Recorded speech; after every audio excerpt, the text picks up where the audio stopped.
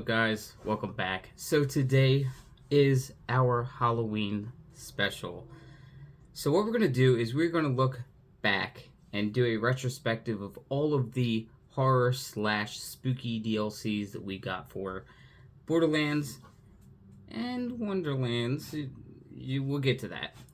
But we're going to do a retrospective of that, talk about those DLCs a little bit, and then we will give it a rating, and that rating is going to be on the pumpkin meter, which will be from 1 to 10 pumpkins, and of course that is 10 being the best and 1 being the absolute worst spooky DLC that we got for Borderlands. So let's jump into it. The first ever DLC that we ever got for Borderlands was a spooky DLC, and that was Zombie Island of Dr. Ned, and it is the first in a series of downloadable content DLC add-ons for Borderlands, which was announced on October 15th, 2009, and released November 24th, 2009 on Xbox 360 and PlayStation 3. The PC version was released on December 9th. The Zombie Island of Dr. Ned begins with an introduction from Marcus Kincaid in the form of a story being told to a small child. The child interrupts him with questions and drawings as he tries to recite this tale. It can be speculated that Marcus is telling the story to the same person as in the introduction of Borderlands, but the child remained quiet in that earlier introduction. Brave players who seek zombie carnage will be tasked with keeping the remaining workers of Jacob's Cove alive. Dr. Ned, who is totally not Dr. Zed, is in disguise, does his job a little too well, creating zombies and other abominations that now run rampant in this region. Players will have to work alongside Dr. Ned as they embark on a quest to cure the inhabitants of Jacob's Cove in this full-fledged expansion filled with new enemies, new quests, and rare loot drops. This DLC can be accessed using the fast travel system and heading for the starting location of Jacob's Cove. The mission skags at the gate must be completed before traveling to Jacob's Cove before it becomes available. This features an all-new exploration region entitled Jacob's Cove, new undead enemies, zombie-themed including Pumpkinhead and Tankenstein, 25 new missions, 5 new trophies and achievements, minimum level requirement 10, enemies scale according to the character's current story progress in playthrough 1, 2, and 2.5. Enemies scale up to a level of 69 except for some defilers in the second playthrough reaching level 70.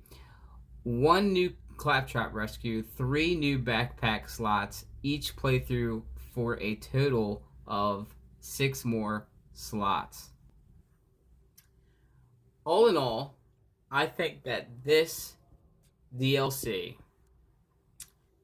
is one of the top DLCs. Like, this DLC tops it, I think, for all of them almost. We're going to go through all of them, but this is a huge introduction. We had a really cool, island to be on, and full of zombies, a lot of stuff going on. There's just a lot of shit on the Zombie Island Dr. Ned. Plus, the very end, you get that twist, and you also get, the game's over, but then you fucking go through the credits, and you're fighting, a monster version of Dr. Ned. That is amazing. We want more of that. So, with the Zombie Island of Dr. Ned, we are going to rate this DLC. We're gonna keep it kind of in the range of an 8. 8 out of 10 pumpkins. And the reason why I'm saying that is because there is room for improvement. It is a very, very cool DLC. You have some really cool enemies.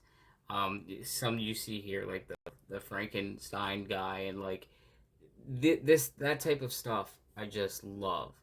So I'm definitely giving this a strong 8 pumpkins out of 10. Yeah. So if you haven't played Borderlands 1 at all, you can pick up the game with all of its DLC, and this is obviously one of them. Give it a try. This damn DLC is pretty fun. Some of the stuff can be a little bit repetitive, but it's kind of it's basically one quest. It's one quest that is very repetitive. But check it out, guys. Okay, so in Borderlands 2, we get TK Baja's Bloody Harvest, and that is the name of a Halloween-themed DLC for Borderlands 2. It was released Tuesday, October 22nd, 2013. It is the first of 3 planned Headhunter packs that were all scheduled for release by the end of 2013. The DLC, along with the other Headhunter packs, will cost less than previous story add-ons and are smaller content offerings than the 4 previous story DLCs packs that had been released. The level of Hollowed Hollow is set when the first visit it, but in normal mode is at least 15 and at most 35.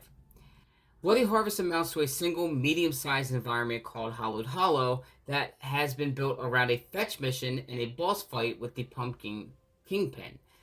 Once the boss has been defeated, players obtain its head, which can be added to their collections of wearable heads from the other packs.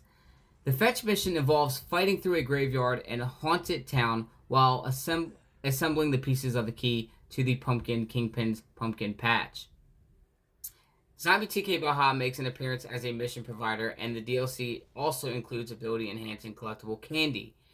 This DLC, even though it is very small, and it's only like $3 if you want to go buy this DLC, this DLC is amazing. Like, I love this DLC. It literally takes what you want out of Zombie Island of Dr. Ned and then adds a little bit more to it. It's what this feels like, more or less, is like if you take the Bunkers and Badasses DLC, which is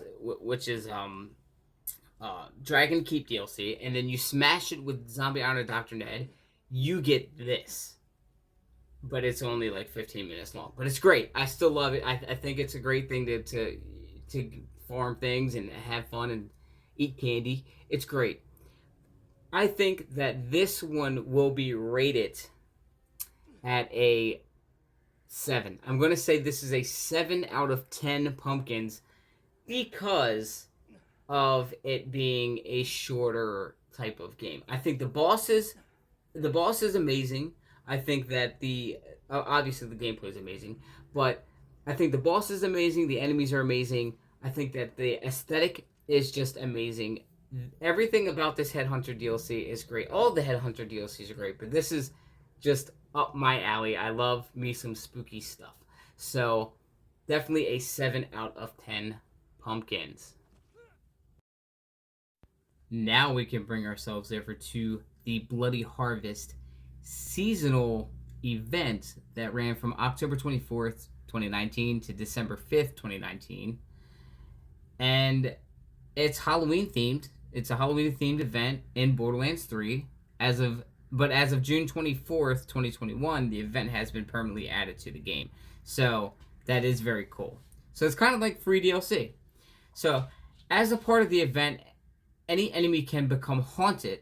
Upon death, haunted enemies release one of 3 types of ghosts that will attack and inflict the terror debuff, indicated by a green mist around the HUD on contact. Terror negatively affects accuracy. The 3 different types of ghost are distinguished by their color as follows.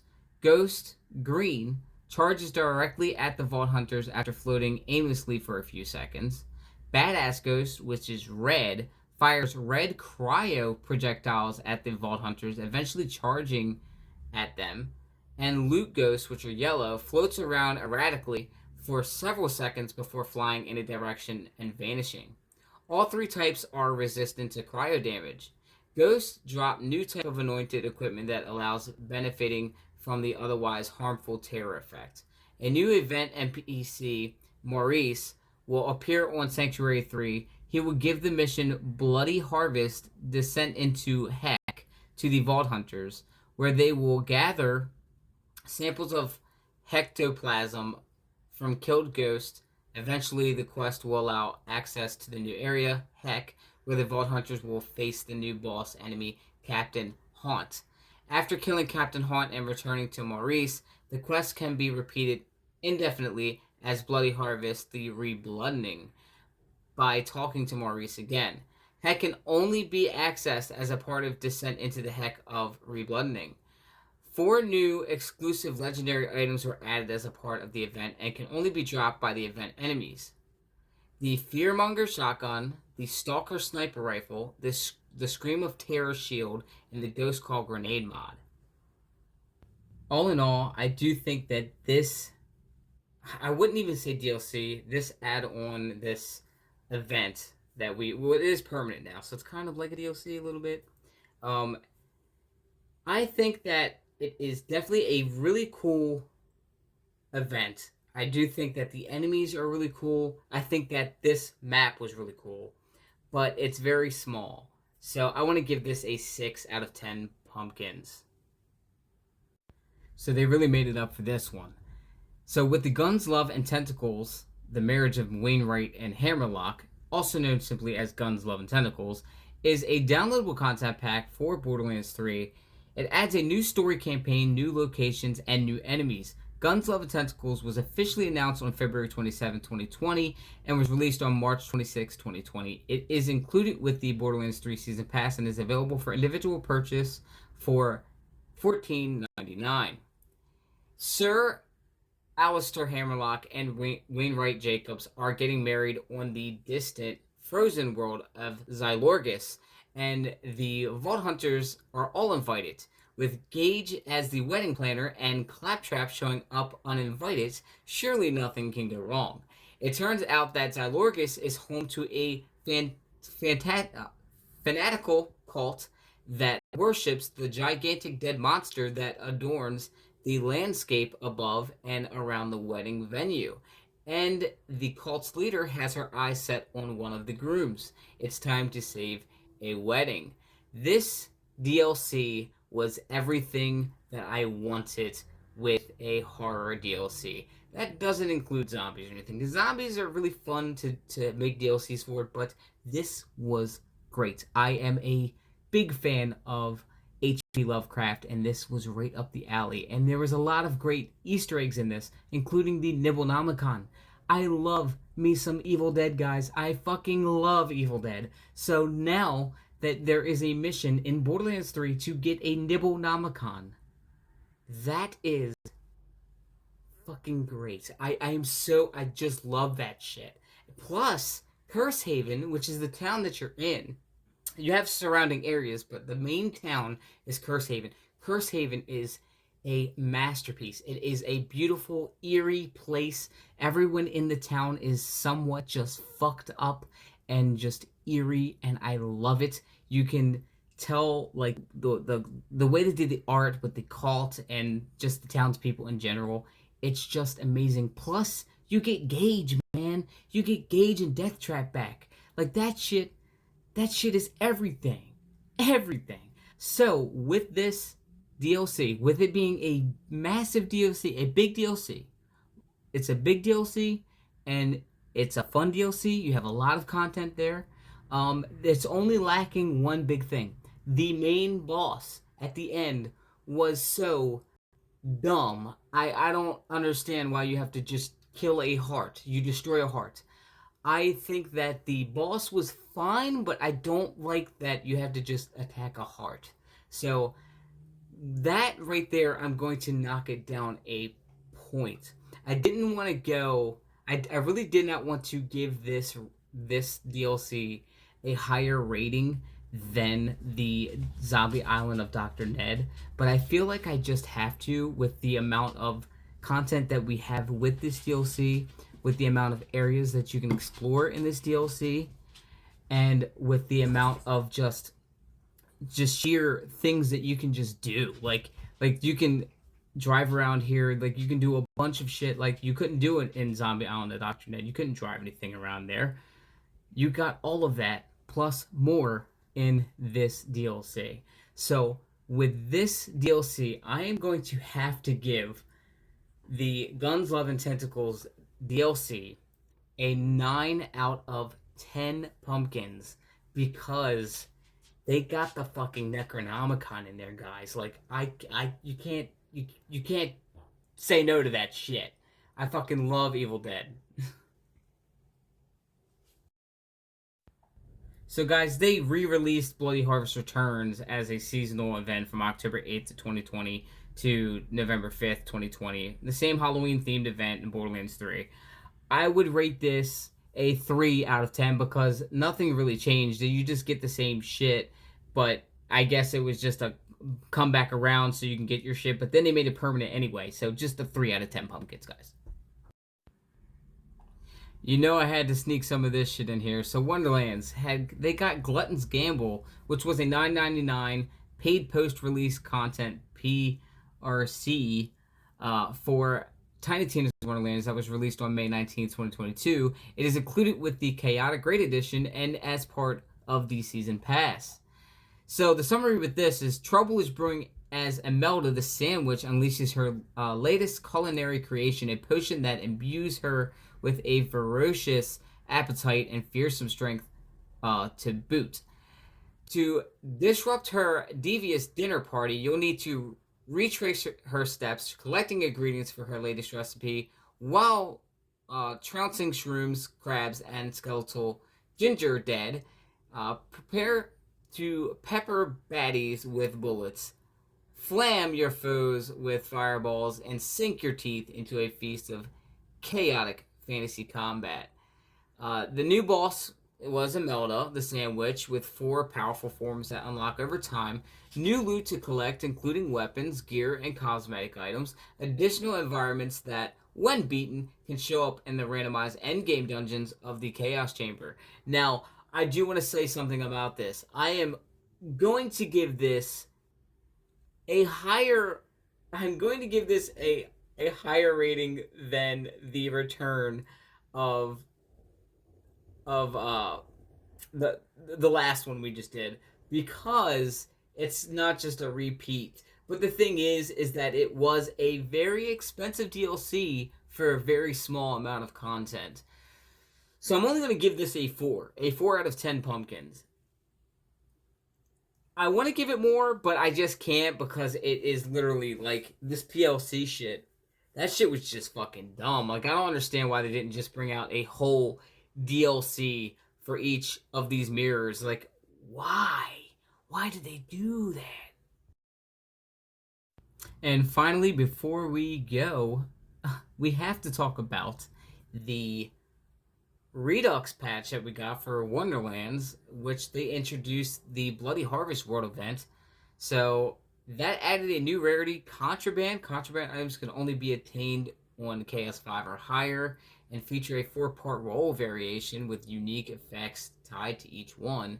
Pearlescent rarity items are now locked behind Chaos level 10, added 9 new items, increased the world drop chance for the Buffmeister spell, increased the world drop chance for the Frozen Orb. They did a bunch of drops, a bunch of fixes, and for the duration of October, all barrels turn into jack-o'-lanterns, and enemies will drop pumpkins instead of health potions. This event also brings with tons of new loot, and these additions are permanent. So the Redux Bloody Harvest is coming to an end, but all of the add-ons besides the pumpkins are actually staying. So there wasn't anything specific that you couldn't get. I can honestly say that I really love Wonderlands Redux. I love that as much as I love Borderlands 3 Redux. It's just a great thing to play and have an add-on for, especially... I mean, playing these games on PC has now changed everything for me. I adore Borderlands on PC. So I want to give this Redux Bloody Harvest a 5 out of 10 pumpkins.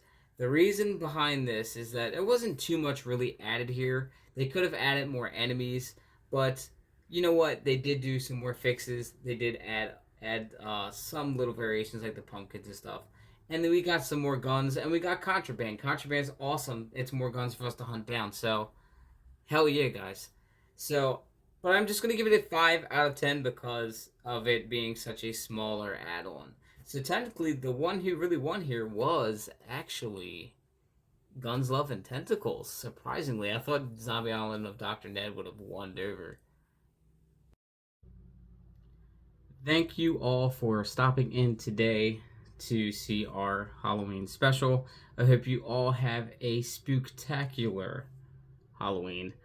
And be sure that you are out there having fun and being safe. So yeah, just make sure you guys are safe, because a lot of crazy shit can happen out there. You know, you got some crazy people out there, just saying. But yeah, thank you guys for tuning in today's video, and I will catch you all in the next.